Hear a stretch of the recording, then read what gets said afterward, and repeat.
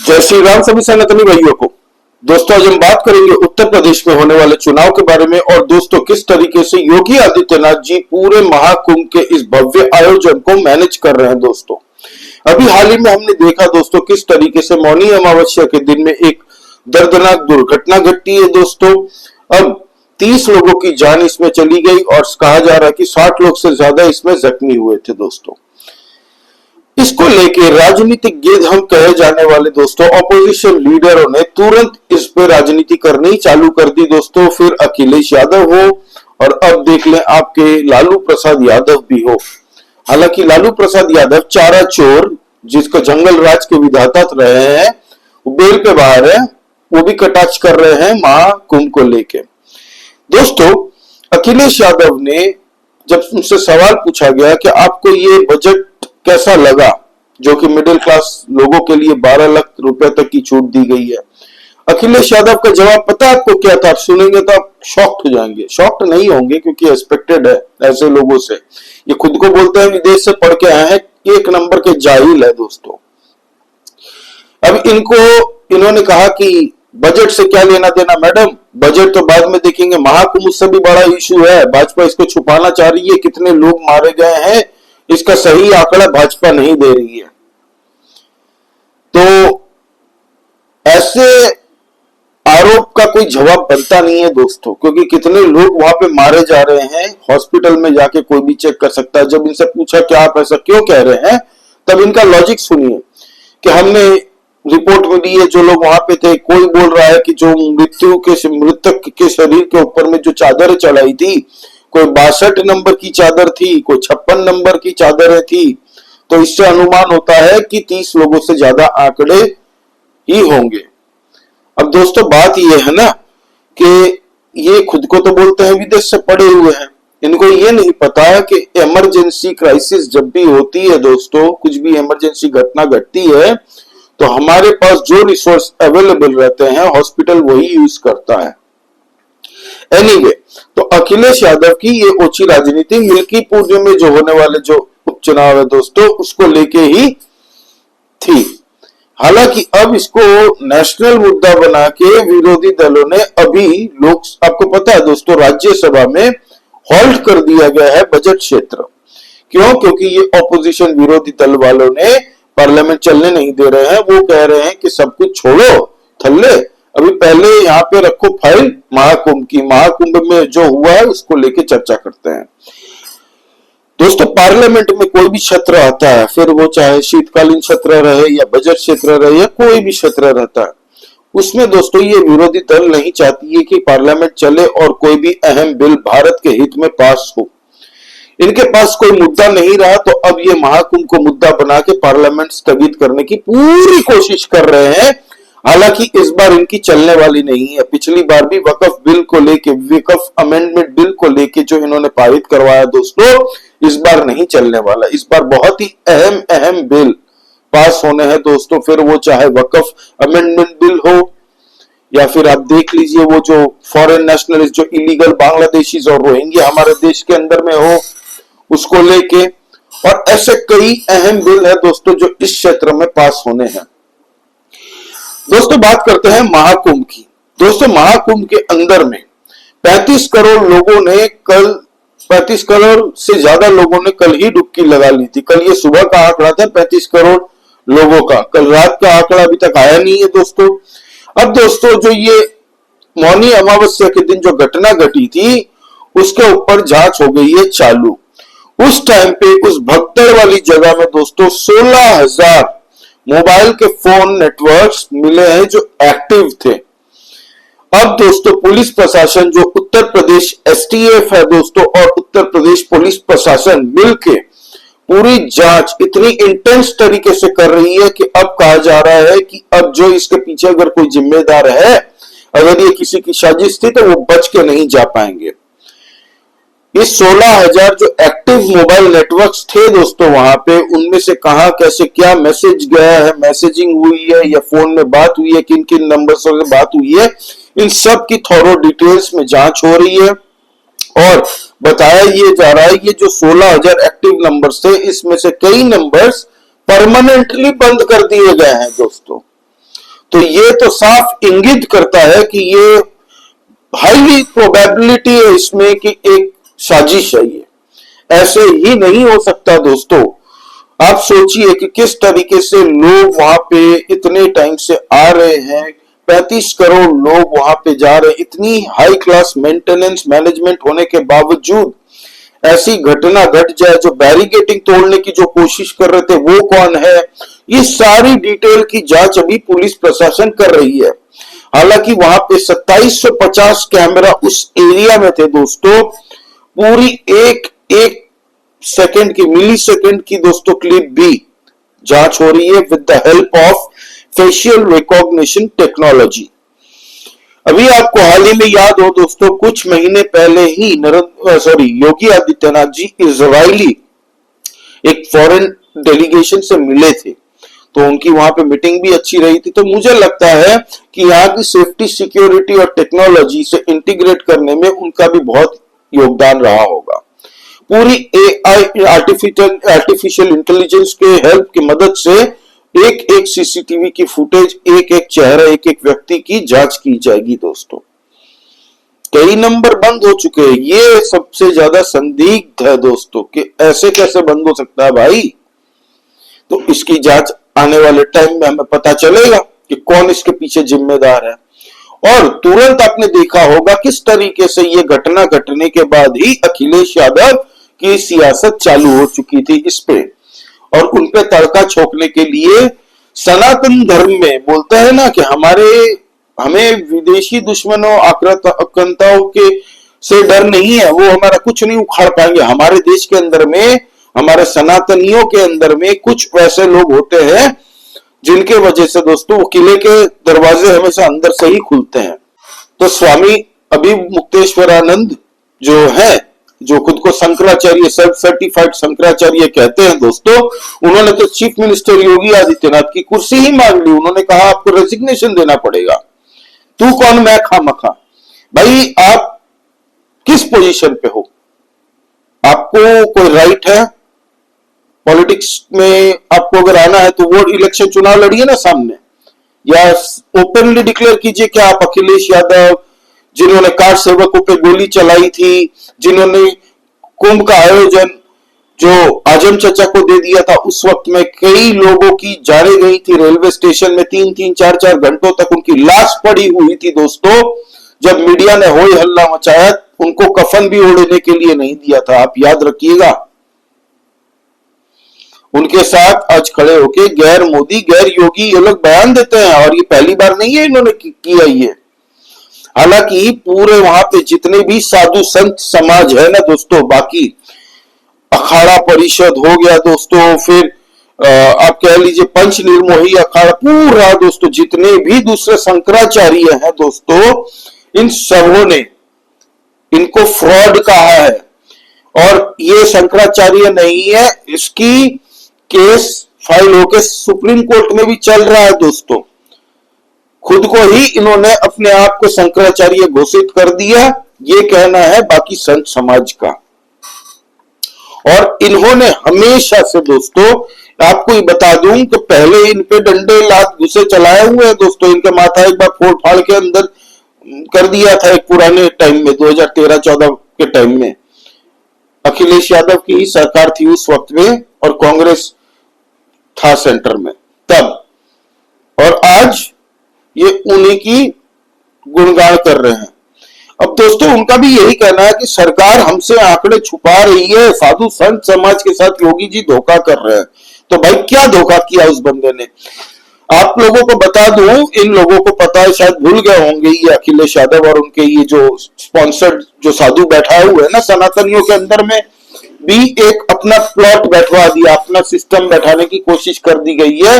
ये दिग्विजय सिंह के द्वारा जब वो महाराष्ट्र, मध्य प्रदेश में थे, तब इन लोगों ने पूरी कोशिश से करके एक शंकराचार्य शायद अपना बैठा दिया। ये मेरा कहना नहीं है, ये कहना है दोस्तों बाकी शंकराचार्य और बाकी साधु संत समाज का।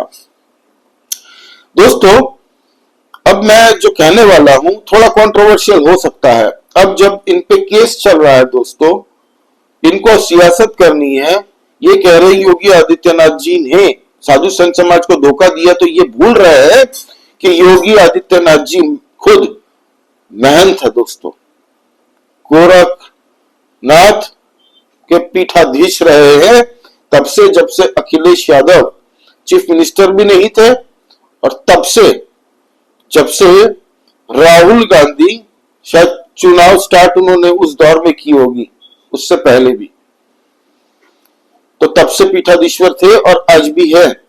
इनके कम से कम 8 से 10 करोड़ फॉलोवर है आज भी बाबा जी के, योगी आदित्यनाथ जी के पीठाधीश्वर। और साधु संत समाज खुद वो संत योगी है भाई। अखाड़ा परिषद, यूनाइटेड, जितने भी नागा अघोड़ी, सारे साधु संत समाज एकजुट होके आज योगी आदित्यनाथ जी के साथ खड़े हैं।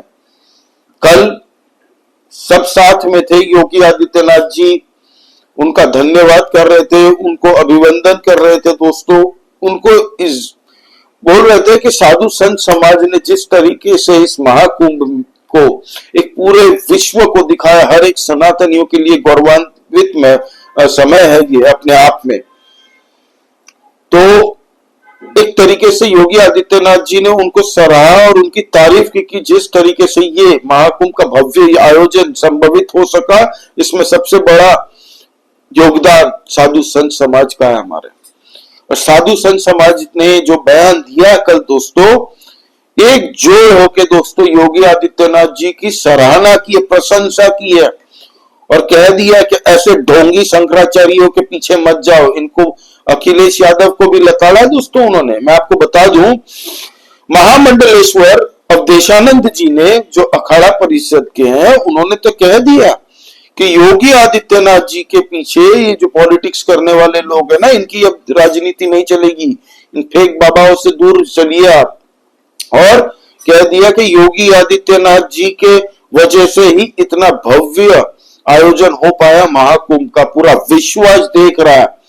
दोस्तों आपको बता दूं, 77 फॉरेन डेलीगेशंस नहाने कल आए थे महाकुंभ के अंदर, अपने फैमिली मेंबर्स और सबको लेके 118 जनों के साथ में।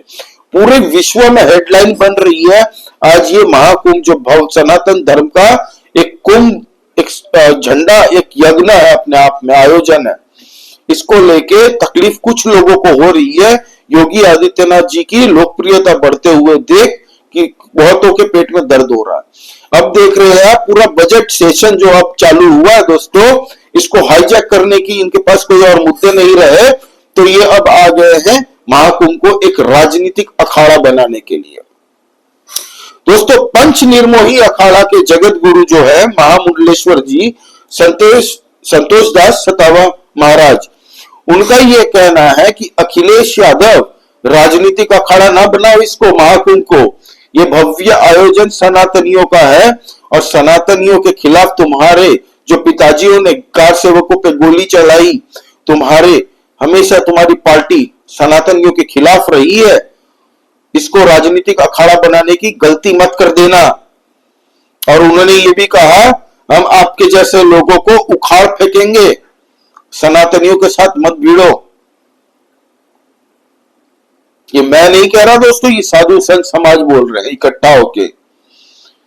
अभी आपको बता दूं दोस्तों, हमारे देश के अंदर में ना, जब भी कोई भव्य आयोजन, इतना बड़ा भव्य आयोजन हमने कभी सुना ही नहीं, सोचा को पूरे विश्व में नहीं हुआ दोस्तों, इसका आधा भी नहीं हुआ। 45 दिन के अंदर कहा जा रहा था 45 करोड़ लोग आएंगे। 13 जनवरी से अब तक दोस्तों, आज 3 तारीख है, 3 फरवरी है, डेटा कल 2 फरवरी सुबह तक का बता रहा हूं, 35 करोड़ लोग डुबकी लगा चुके हैं। 26 तारीख तक देखिएगा आते आते ये आंकड़ा कहां जाता है, कितने लोगों को रोजगार मिला है। वहां पे दोस्तों दातुन बेचने वाला एक बंदे की आपने रील देखी होगी, जिसने कहा है कि मेरी गर्लफ्रेंड ने मुझे ये आइडिया दिया था कि तुम दातुन बेचो, और 2 या 3 दिन के अंदर बंदे ने कितने रुपए कमाए पता? 40,000 रुपए 2 या 3 दिन में। चाय वाला जो वहां चाय बेच रहा है ना, रोज के 20 से 22 हजार रुपए कमा रहा भाई, 20 से 22 हजार। ये कौन है, कौन लोग हैं ये कोई अंबानी के पास में प्लॉट लेके घर बनाने वाले नहीं है, ये सब आम नागरिक है। सनातनियों का ये महाकुंभ जो है, ये कुंभ मेला क्यों कहा जाता है, क्योंकि उस वक्त में, पुराने वक्त में लोग मेले में अपने छोटे छोटे दुकान उद्योग लेके खोलते थे और टूरिस्ट बन के बाकी लोग जो वहां पे जाते थे वहां से खरीदी करते थे, तो इन सब का रोजगार होता था। जितना भी बड़ा रोजगार होता था ना, 800 900 साल में जब मुगल भी आए थे ना, तब भी इन लोगों की नजर थी कि मेले में जाओ, मेले में वहां पे जाके देखो उद्योग में क्या है, क्या कौन उद्योग, मिर्च मसाले से लेके सब कुछ तब होता था मेले में। उद्योग करने देश विदेश से लोग आते थे। तो ये जो आयोजन है कितने लोगों को दोस्तों स्वरोजगार दे रहा है, कितने लोगों का दोस्तों पूरा साल तो छोड़िए, 2-2 साल का एकदम निकाल रहा है लॉटरी, मेहनत कर रहे हैं ना भाई। कितनी वो फूल बेचने वाली लड़की आपको याद हो, उसका कैरियर कहां से, बॉलीवुड ने कह दिया हम उसको फिल्म में रोल देंगे। कुछ ना कुछ लोगों के लिए अच्छा ही हो रहा है ना भाई। इन लोगों को दिक्कत हो रही है कि योगी आदित्यनाथ जी का कद बड़ा हो जाएगा, तो ऑलरेडी इनको पता नहीं है कि कद बड़ा है योगी आदित्यनाथ जी का। आज थोड़ी एक बात कहूंगा, बुरा लग सकता है दोस्तों, लेकिन इसमें बुरा करने वाली मैं कोई बात नहीं कर रहा हूं, मैं बात कर रहा हूं जनरल में। पहले परसेप्शन लोगों के माइंड में क्या बैठाया जाता था कि बिहार और उत्तर प्रदेश से लोग आते हैं तो क्राइम बढ़ाते हैं, गंदगी फैलाते हैं, पूरे इंडिया की बात कर रहा हूं, ऐसे उनको ट्रीट किया जाता था बहुत से स्थलों में। अब उत्तर प्रदेश और बिहार के लोगों को जो इज्जत मिलती है दोस्तों, उत्तर प्रदेश के लोग कहीं भी जाके बोलते हैं हम यूपी से हैं, तो सराहना करते हैं। उत्तर प्रदेश आज क्या हो चुका है भाई, स्वर्ग बन रहा है। 2017 से लेके अभी तक 10 साल पूरे नहीं हुए योगी आदित्यनाथ जो कहा है, आज कहां उत्तर प्रदेश क्या था और क्या है। आप खाली कंपेयर कर लीजिए, आपको पता चल जाएगा आइडिया। आज खाली वाराणसी आप देख लीजिए, कितना काशी विश्वनाथ टेम्पल बनने के बाद में दोस्तों, फिर वहां देख लीजिए अयोध्या में, देखिए अयोध्या वाले सब रिक्वेस्ट कर रहे हैं कि भैया 15-20 दिन तक अपना प्लान कैंसिल कर लीजिए, अयोध्या फुल हो चुका है। करोड़ों लाखों करोड़ों रुपए दोस्तों, करोड़ों नहीं लाखों करोड़ों रुपए घूम रहे हैं पूरे उत्तर प्रदेश में। आज पूरे विश्व से पैसे आ रहे हैं, वहां पे लोग डाल रहे हैं, तो उत्तर प्रदेश की इकोनॉमी बूम करेगी, लोगों को स्वरोजगार मिलेगा। अखिलेश यादव को इससे दर्द हो रहा है। हालांकि अखिलेश यादव के टाइम में आपको बता दिया ना मैंने क्या किया था, कार सेवकों पे उनके पिताजी ने कैसे गोली चलाई था, बेशर्मों की तरह कह दिया था कि नहीं चलाता तो मुसलमान शायद हमें वोट नहीं देते। अब दोस्तों रात को 3 बजे से लेके योगी आदित्यनाथ जी वॉर रूम में बैठे हुए मॉनिटर कर रहे हैं, एक एक चीज की डिटेल ले रहे हैं कि इस वसंत जो पंचमी है उसके स्नान में पूरे एक एक चीज की कोई भी कमी नहीं होनी चाहिए कहां भी। और अब तक जो हुआ है वहां पे दोस्तों मौनी अमावस्या में, उसकी भी डिटेल ली है। 3 बजे से बैठे थे वॉर रूम में, मीटिंग पे मीटिंग कर रहे हैं कि कहीं कोई कमी ना रह जाए। तो अब दोस्तों महाकुंभ एकदम पहले जैसे रिलैक्स्ड है, हर जो लोग जा रहे हैं और वैसे ही स्नान कर रहे हैं। आप लोग को जाना